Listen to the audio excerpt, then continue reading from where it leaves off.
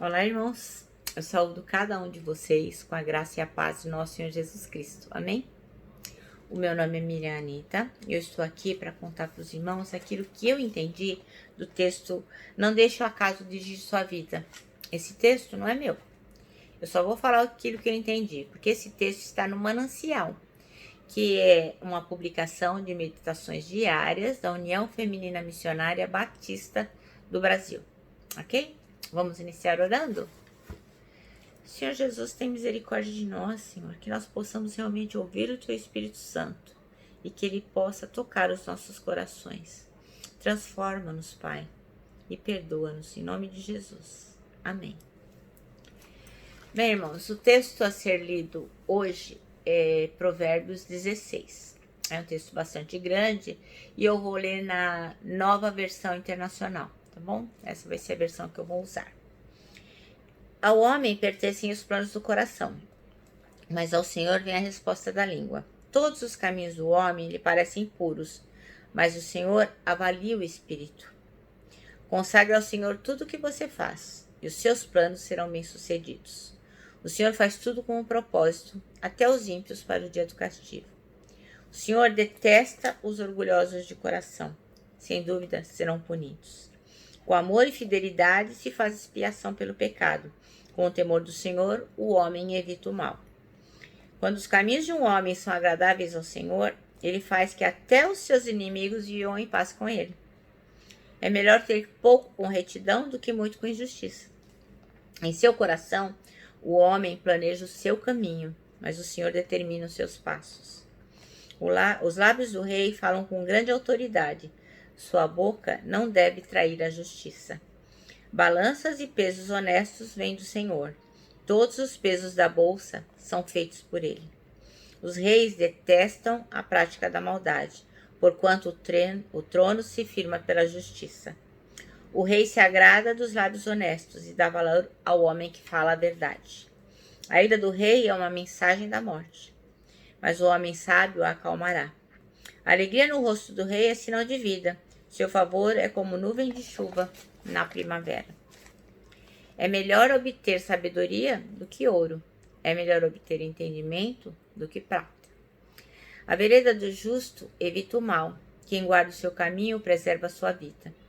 O orgulho vem antes da destruição, o espírito altivo antes da queda. Melhor é ter espírito humilde entre os oprimidos do que partilhar despojos com os orgulhosos. Quem examina cada questão com cuidado prospera, e feliz é aquele que confia no Senhor. Esse é o nosso versículo-chave. Vou ler novamente. Quem examina cada questão com cuidado prospera, e feliz é aquele que confia no Senhor. O sábio de coração é considerado prudente. Quem fala com equilíbrio promove a instrução. O entendimento é fonte de vida para aqueles que o têm, mas a insensatez traz castigo aos insensatos. O coração do sábio ensina a sua boca e os seus lábios promovem a instrução. As palavras agradáveis são como um favo de mel, são doces para a alma e trazem cura para os ossos. Há caminho que parece reto ao homem, mas ao final conduz à morte. O apetite do trabalhador o obriga a trabalhar, a sua fome o impulsiona. O homem sem caráter maquina o mal, suas palavras são um fogo devorador. O homem perverso provoca dissensão e o que espalha boatos afasta bons amigos. O violento recruta seu próximo e o leva por um caminho ruim. Quem pisca os olhos planeja o mal. Quem franze os lábios já o vai praticar. O cabelo grisalho é uma coroa de esplendor e se obtém mediante uma vida justa. Melhor é o homem paciente do que o guerreiro. Mais vale controlar o seu espírito do que conquistar uma cidade. A sorte é lançada no colo, mas a decisão vem do Senhor. Amém? Você deveria ler Provérbios cada dia um capítulo, porque tem um capítulo para cada dia do mês. Bom, irmãos, então vamos lá. O nosso texto foi escrito pelo pastor Marcelo Petrucci e ele fala sobre não deixar o acaso dirigir a nossa vida. Então ele começa descrevendo que em 2018 teve um jogo de futebol da terceira divisão lá na Argentina. Era um campeonato. mas aconteceu uma coisa super incrível. Então, o jogo era entre Juventude Unida e Defensores de Belgrano. Eles estavam se enfrentando. E o time belgrano estava perdendo de 3-0. Aí o goleiro queria fazer assim uma reposição rápida, ele queria fazer gol, né? Então, ele queria devolver logo a bola para ser feito o gol. Então, ele acabou chutando a bola em cima de um jogador adversário. Então, a hora que ele chutou a bola, acertou um cara da Juventude Unida. Aí, o que aconteceu? A bola voltou na direção do gol. Então, foi aí que entrou em cena o acaso. Um cachorro, sabe-se lá de onde surgiu o animal, apareceu no campo e impediu com o seu corpo, ainda que sem querer, que a bola entrasse no gol. Quer dizer, era uma coisa totalmente impossível de acontecer, né? Um cachorro entrar no meio do campo, do jogo e defender a bola. Mas o cachorro saiu, sabe lá de onde, e acabou sendo o goleiro do time. Então, ele diz aqui que, lógico, né, guardadas as devidas proporções, as nossas vidas estão sujeitas a situações excepcionais, coisas com as quais a gente não contava, que a gente vê que são coisas do acaso mesmo. Então, entretanto, a despeito de tal constatação, a gente precisa se preparar para que a nossa história não seja mera obra do acaso, né?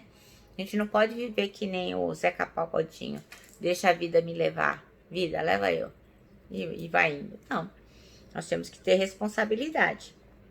Então, é exatamente isso que o texto que a gente leu no versículo 20 diz, né? Que quem examina cada questão com cuidado, prospera e feliz é aquele que confia no Senhor. Porque nesse texto a gente aprende que, embora muitas coisas estejam fora do controle, a gente precisa entender que a vida é uma questão de escolha. Colhemos escolhas, né? Então, tudo que a gente planta, a gente vai colher. Então, as nossas decisões podem determinar a vitória ou a nossa derrota. Por isso, a gente tem que parar de se desculpar, dizendo, isso aí foi uma coincidência, o acaso que vai explicar. Eu sou infeliz porque a vida quis assim, é o destino.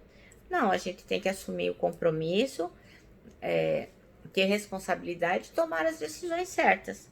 Então, ainda que muitas situações sejam assim, praticamente imponderáveis, nunca iria acontecer, a gente não tem controle, nós temos que confiar em Deus.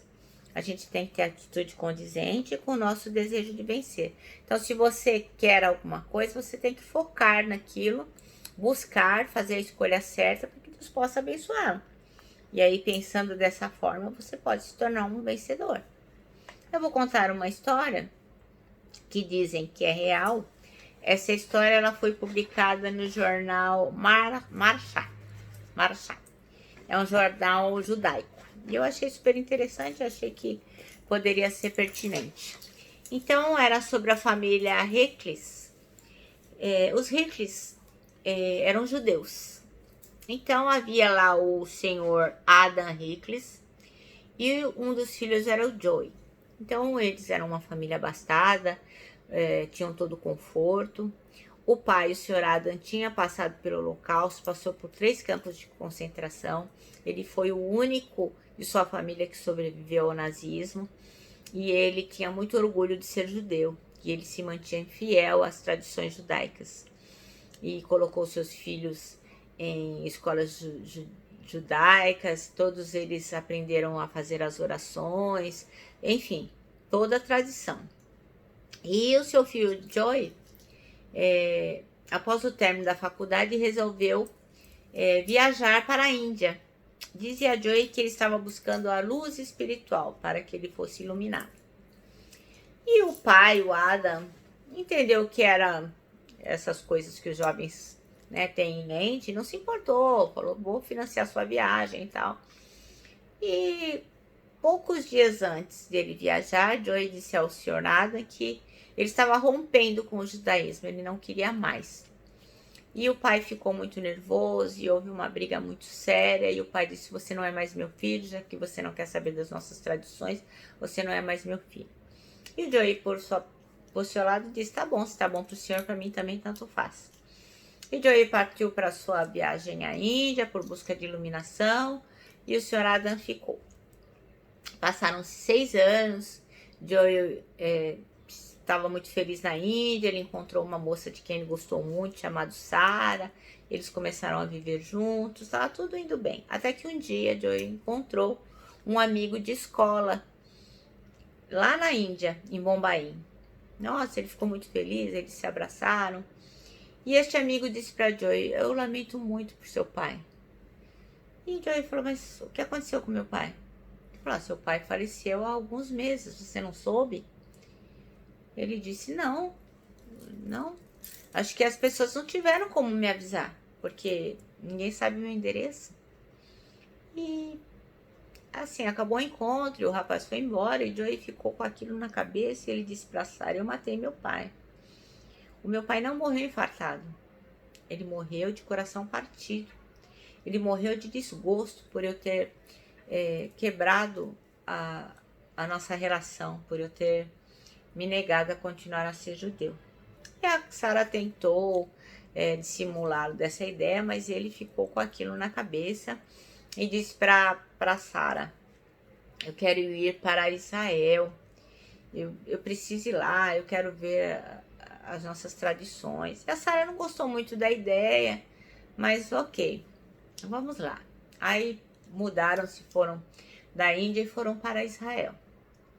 Lá chegando, Joey não abandonava a ideia de ter magoado o pai, e ele disse para ela que gostaria de orar. Ele queria ir numa sinagoga orar. Aí ela disse: nossa, você tá muito chato, cara, esse negócio de orar, de ir atrás de tradição judaica. Eu tô fora. Eu já me livrei do meu pai com esses negócios aí, eu agora vou ficar aí atrás disso. Não, eu tô fora. Cada um, nossas almas não estão mais se harmonizando, vamos cada um para um lado. E assim foi. Então ele resolveu então ir para Jerusalém, que ele queria ver o Muro das Lamentações. Ele achou que se ele orasse lá, ele se sentiria mais perto de Deus. E assim ele foi.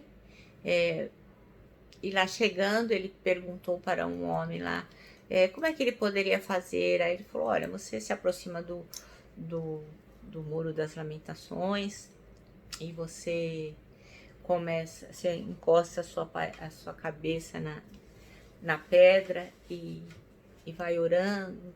E se você depois quiser, você escreve uma oração.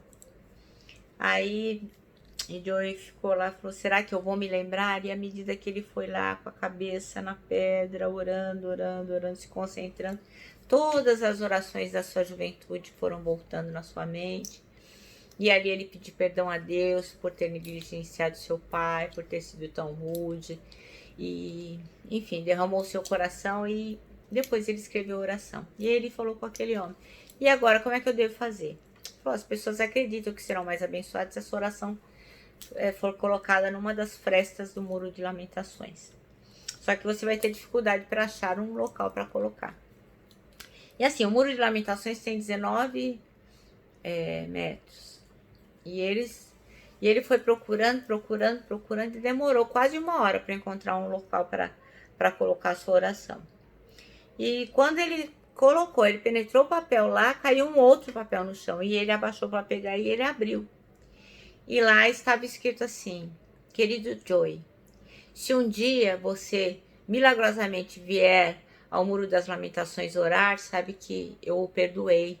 E peço perdão também por ter sido um pai muito tolo, uma pessoa a quem faltou sabedoria. E estava assinado pelo seu pai, Adam Hickles. E o Joey ficou tão transtornado com aquela mensagem, e aquele homem viu o transtorno dele, o choro dele, e falou com ele. E enfim, ficaram amigos, e aquele homem o convidou para o Shabá na sua casa. E dali Joey voltou às tradições judaicas. E depois de um tempo, aquele homem disse que tinha uma pessoa para lhe apresentar. E a pessoa nada mais, nada menos do que a Sara. Ela tinha ficado em Israel, tinha se apaixonado pela cidade, depois resolveu se inscrever numa escola judaica de moças e tinha voltado à sua tradição também. E eles se reencontraram e acabaram casando. Então essa história é uma história de coincidência, sim. Ele encontrar milagrosamente aquele bilhete, ele reencontrar Sara, foram coincidências. Mas também é uma história de escolhas. Joey fez as escolhas certas. Ele liberou perdão para o seu pai, ele reorganizou a sua vida, ele voltou para a sua tradição, e enfim. O que eu quero dizer é o seguinte: nós temos que fazer da mesma forma. Não podemos só contar com as coincidências. Temos que fazer escolhas acertadas. E a melhor das escolhas que alguém pode fazer para a sua vida é receber Jesus Cristo como seu Salvador. A sua boca deve dizer que você ama o Senhor, ou que você precisa se reconciliar com o Senhor. Às vezes nós aceitamos Jesus Cristo numa época da nossa vida e o abandonamos. Jesus Cristo, ele veio e fez a obra completa. Se você não conhece o Senhor Jesus Cristo, procure conhecê-lo, procure declarar com a sua boca que ele é o seu Senhor. E se você já o conhece e não anda em seus caminhos, que você possa retornar. Jesus Cristo vive e vai voltar. Eu já estou ouvindo os seus passos. Bom, irmãos, eu termino aqui deixando um abraço fraternal. O meu abraço de ursa. E lógico, a nossa palavra de ordem que é saudades.